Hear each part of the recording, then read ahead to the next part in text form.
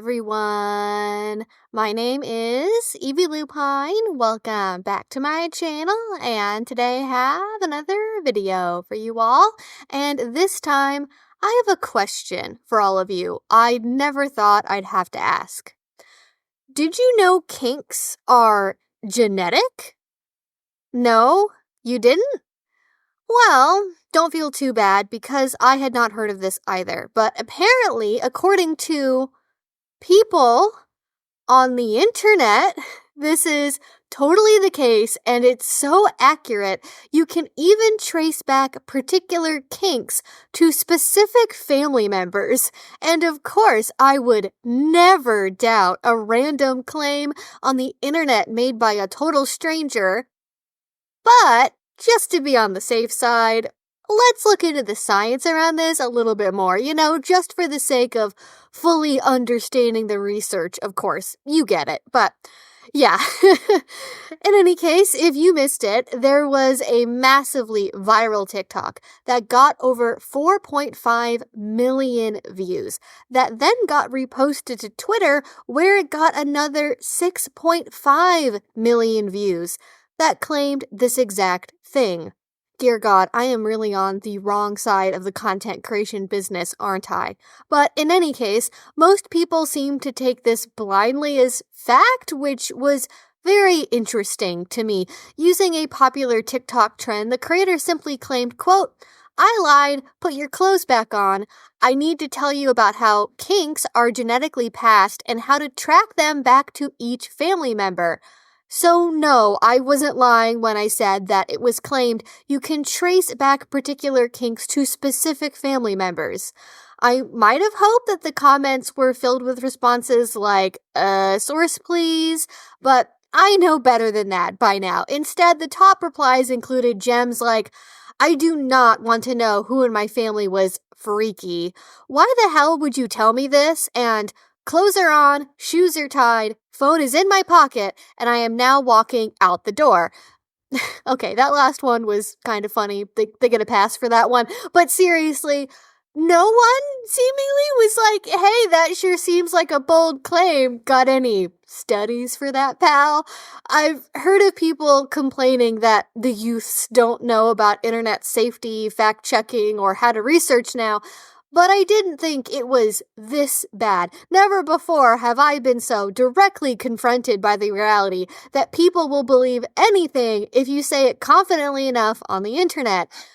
So, we all need to take a step back, I think, and maybe watch some Arthur again, or watch a State Farm commercial, or something. I am begging you. Society is decaying so quickly that we are losing knowledge from 10 and 20 years ago in less than a generation now. How are we possibly going to keep AI in check like this? But okay, I am spiraling.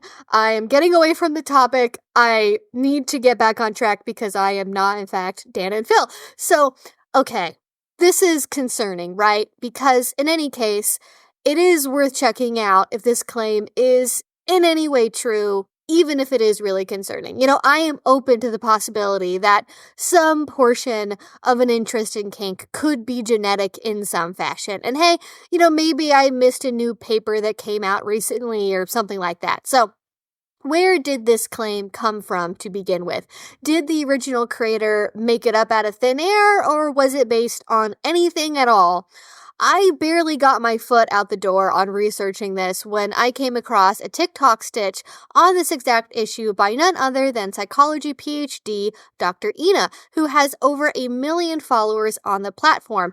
And she had this to say about the claim, quote, "What kind of timeline glitch is this when we are talking about this again? It originated in a Rutgers satirical publication, not in actual science. Just stop." So wait. That means, oh my God, we've talked about this and debunked it before, and it came back? Okay, I really need to make sure I address this again then, because this makes it sound like someone took an Onion article and confused it with actual news. Dr. Ina's TikTok gave me a great starting point, though, for some research, so I did some digging, and I was able to find the publication she was referencing. It came from a website called The Medium, which is clearly knocking off The Onion. And just to make the purpose of this site unmissably clear, their About section states that, quote, "The Medium is a satire publication and should never be taken seriously." Just in case you thought the website with headlines like, "Fruits ranked from most to least," and "Samsung unveils Galaxy Goon in public goon sesh," authored by Tessica Gesticles, was a purveyor of legitimate journalism. The fact people were willing to ignore all of this because they apparently saw a headline that confirmed their biases is concerning. But moving on, let's talk about the article that started it all. At least allegedly, I don't know for sure, but it seems pretty likely. Published in 2016, the write-up, penned by Giselle, you get the idea, was called "Parents and Children Mortified After Study Finds Fettuccinis Are Hereditary." From the first paragraph, the satire of this piece is, at least to me, pretty obvious. New Brunswick. After a study carried out by biologists and psychologists on Bush campus, researchers have announced that they have found that fettuccinis are passed down from generation to generation. Following the announcement, every member of the audience and the researchers were all visibly shaking at the thought of sharing fettuccinis with their parents and children. It continues, adding, quote, "We asked Rutgers students what they thought about the discovery, and the overwhelming reaction has been one of disgust. I can't effing believe it. This is effing terrible. Apparently, my dad is also into daddy-daughter prawn and sorority hazing gone sexual. I'm effing disgusted. I want to die," said Caitlin Smith, a School of Communication senior and president of Sigma Psi Psi. "No wonder he always wanted to hear about what I would do to the new pledges." Joanne Shellman, mother of twins at Rutgers, had this to say, "It's nice to understand that what my children are going through is exactly what I went through at their age, and what my parents and grandparents went through. However, if I had known they shared my fettuccinis earlier, I would not have bought them horse and pony Halloween costumes when they asked around the age of 14. I also would have not gotten all the pony paintings and stuffed animals." Not all Rutgers students have been upset or disturbed by the news. Some have taken the news in stride. Quote, "It's not all that bad," said Kitty Jackson, a School of Arts and Sciences sophomore. "I just stopped calling him Dad and started calling him Daddy. It's been great. Sometimes I purposely stay out past my curfew just because I know he'll punish me when I get back." Kenji Nakata, a School of Engineering freshman, was happy to hear the news. "The first thing my father and I did was go down to the fish market to buy octopus tentacles. Then we went home to have a little fun with my mom." One group that seems to be unaffected by the news are the students who are adopted. "Thank effing God, my birth parents are dead and I never knew them," said Kevin Chen, a School of Arts and Sciences senior.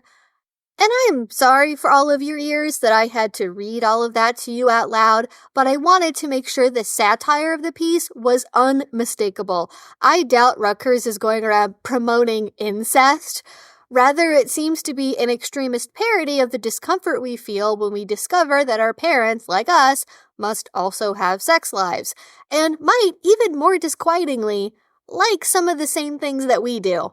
This thought is so horrid we want to shove it out of our brains immediately and light it on fire, and this article is obviously playing with that urge on purpose to make the reader squirm. It is clearly not referencing any real, actual research. It doesn't even link to any, much less quote any findings. So it's kind of funny to me that this article was so misunderstood that at some point, it could have possibly, eventually 8 years later, contributed to a misinformation campaign on TikTok. Given, I don't know for sure if this is where the original TikToker got their info from, but it seems likely that it could have at least inadvertently contributed to some misunderstandings if people just skimmed the headline and shared it around and saw it was connected to a big university and then left it at that. So let this be a lesson to all of you watching that you shouldn't just see a headline on Google, assume you've got the full story, and carry on. You need to investigate that stuff before you take it as fact, because headlines can be very misleading, but I don't want to just leave it at all of that. if I tell you that this means kinks aren't genetic or hereditary and call it a day, I don't think I'd really be doing my job. So let's talk about some of the places where kinks may actually be coming from.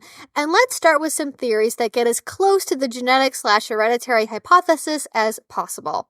I did find a single article that asked this question, titled, "Are Kinks Hereditary? What Science Says About the Genetics of Desire," published in Glamour in 2022, which interviewed several sexologists and authors.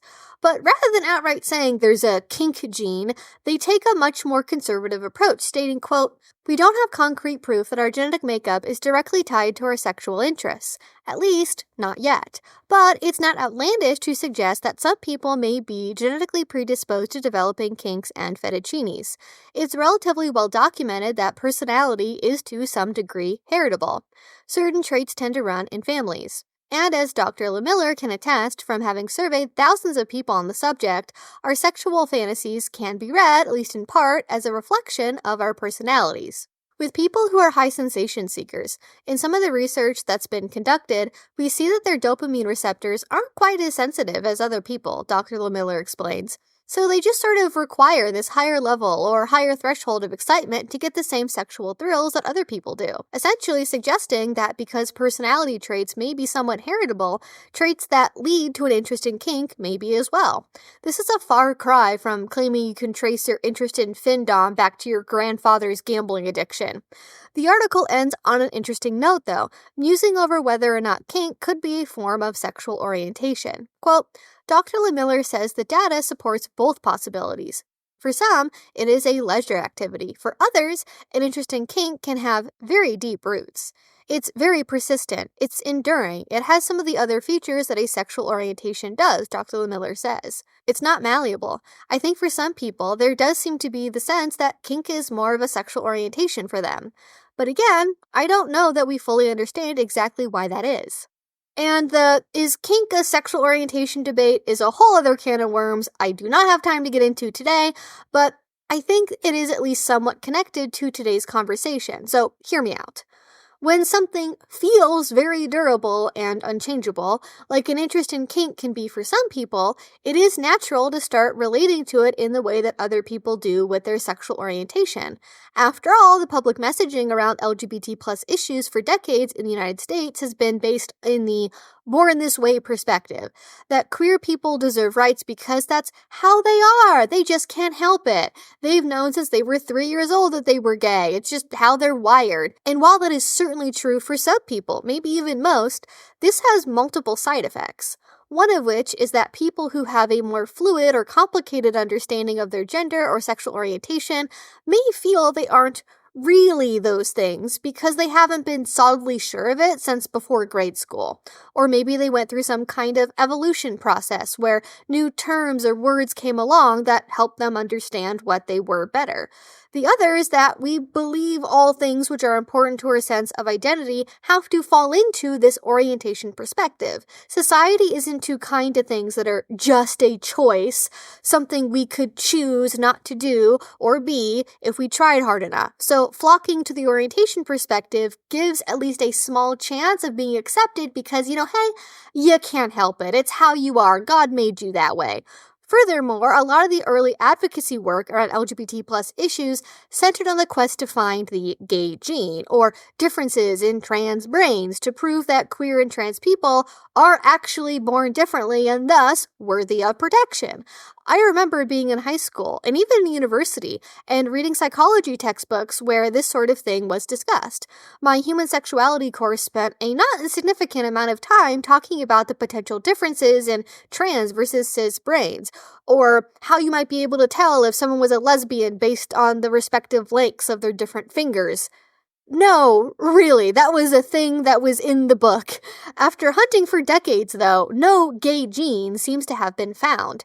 In 2019, Harvard Magazine reviewed an exhaustive genetic analysis of nearly 500,000 individuals. Their conclusion? There is no way to predict someone's sexual behavior based on their genome. The only claim that seems to have remotely held up to any level of scrutiny is that birth order seems to play a role in the likelihood a man will be gay. A man with 5 older brothers has an 8% chance of being gay compared to the baseline of around 2%. But we still don't know why this happens, and the cause may not be in our genes. Despite all of this, though, some people persist in their desire to find genetic explanations for their sexuality and their gender. And unfortunately, we have since seen how the quest to medicalize LGBT plus people can have harmful consequences. Just look at the entire history of gatekeeping who counts as a real transgender person, heavy air quotes, on YouTube.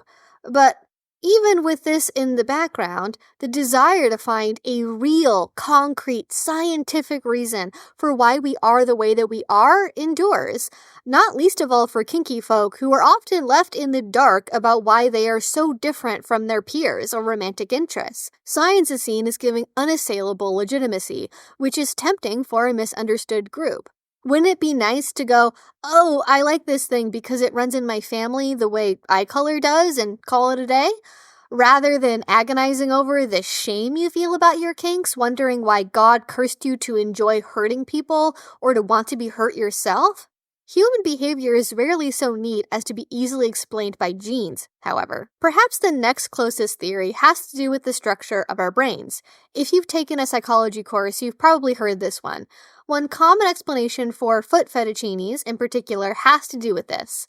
As the tale goes, on the somatosensory cortex, the area related to the genitals and the area related to the toes are right next to each other, so perhaps some people get those wires crossed, so to speak, and genitals and toes become more interconnected than intended.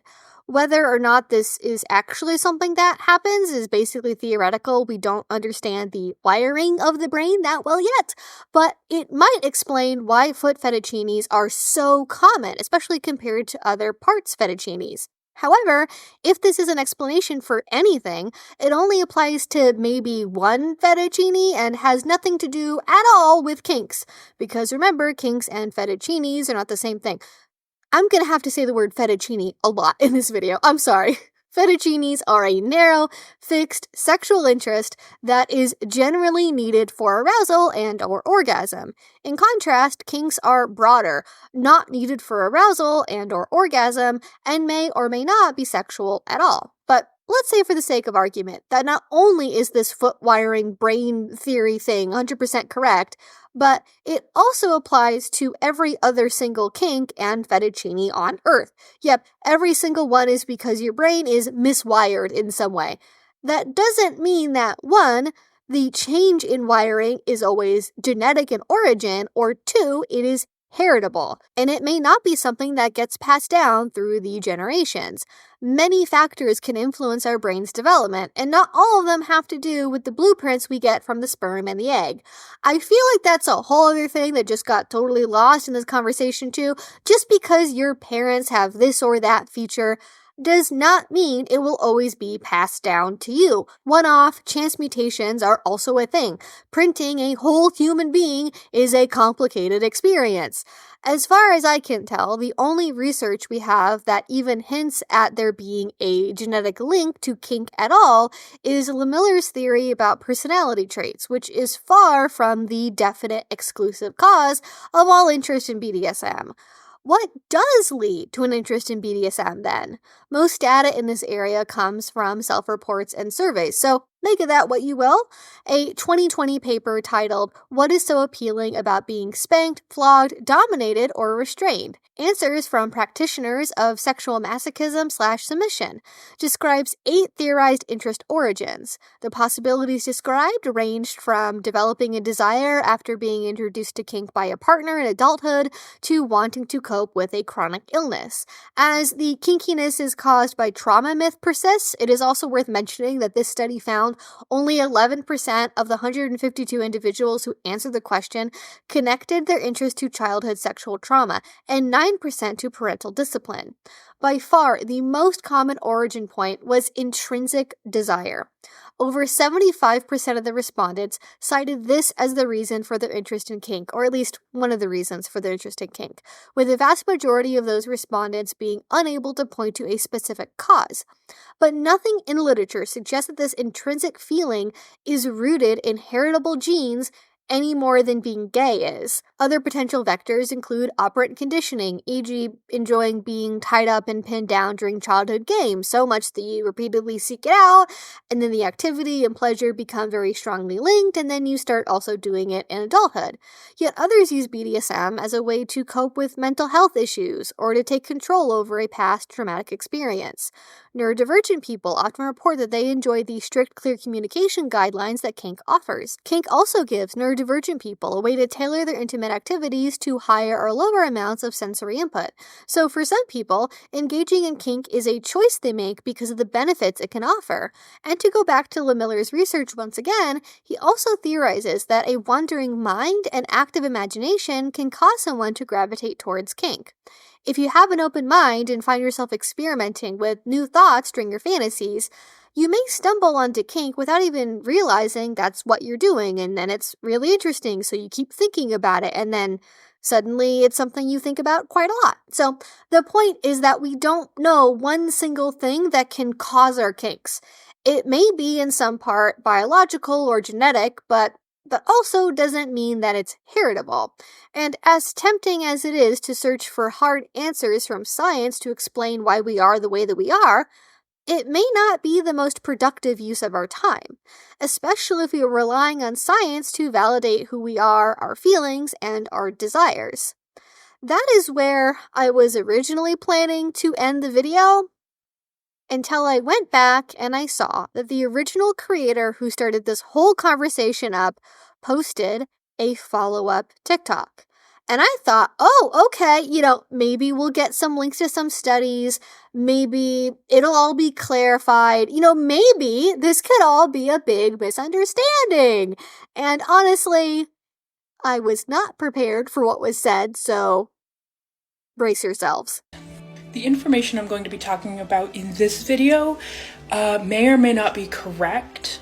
I have done quite a bit of research on my end, but again, not everything on the internet is true, and what I may come across may not actually be correct. In no means am I a psychologist or someone who studies this thing for a career.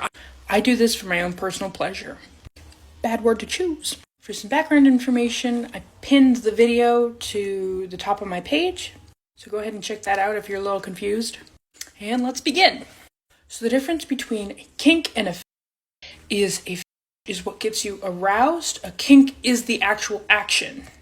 I kind of see it like a kink may be a fetish, but not a kink. So also, not every single one of your kinks or fetishes are genetically passed. A lot of them actually aren't. Again, not all of your kinks are genetically passed. And you can track your kinks by looking at your parents and even your grandparents. How it works is you will get the kinks, or your kinks will be heavily dominated or influenced by the parent of the opposite biological sex. For me, I am biologically female, so I may or may not get a lot of kinks from my dad. And he may or may not get a lot from his mom, and so on and so forth. Also, a lot of your kinks can actually be an accumulation and mixture of a lot of different previous kinks. I really like to use puppy play as an example. So hypothetically, you're into puppy play. One of your parents may be into BDSM, and another may be into animal and non-human things. And they both mix into puppy play. But when talking about kinks that have mixed together and combined to make a singular kink, it's always the parent of the opposite sex that has the more dominant parts of the kink. Let me explain. For the sake of easiness, let's just hypothetically say I am into tentacles. So my dad would have been into animals, and my mom would have been into water and liquids. My dad's animal part is much more dominant than my mom's water parts.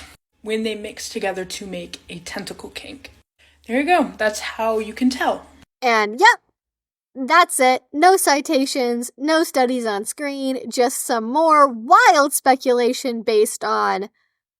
I have no idea, honestly. I don't think this is a troll account, and they seem pretty sincere, but I don't even know what to do with this. Like, I exist for shock value indeed. Like, it almost sounds like someone talking about genetics in a fantasy universe. Like, if your mom has fire magic and your dad has water magic, you'll have steam magic, which is a cute idea, but is also not how genetics or real life works at all. Also, this is implying that pet play comes from fusing a sexual interest in animals with BDSM. They are right that not all kinks come from our genes, at least. A lot of what we find attractive and our sexual behaviors are culturally and socially driven. What are you all thinking about this? I am just lost for words. I guess all I can say is, don't believe what random people say on the internet without sources, and be skeptical. Someone can really enjoy researching in their free time and not know what they are talking about. They may not be able to accurately interpret studies or have access to the latest research. So maybe next time you see someone making wild claims on the internet, instead of mindlessly amplifying it, ask them for their sources. What are we gonna do about TikTok, y'all? Because genuinely, when I was both on Twitter and on TikTok, I did not see anyone seemingly questioning this at all whatsoever. And that, to me, is really concerning. But I hope that this actually clarified what's going on for some of you with some research and studies. Actually, studying the heritability of human behavior is a complicated area of research, so hopefully this sheds some light on some interesting things. Again, I would love to know your thoughts and feelings about this one in a comment down below. If you did enjoy this and already, please do subscribe, because I make videos twice a week about all different kink and BDSM related topics. And finally, if you want to support what I do, the best you can do that is with Patreon. Link to that will be down below. If you do already support over there, thank you so much. It means the absolute world to me. And until I see you all next time, I hope you have a great rest of your day and a great rest of your week. Bye-bye.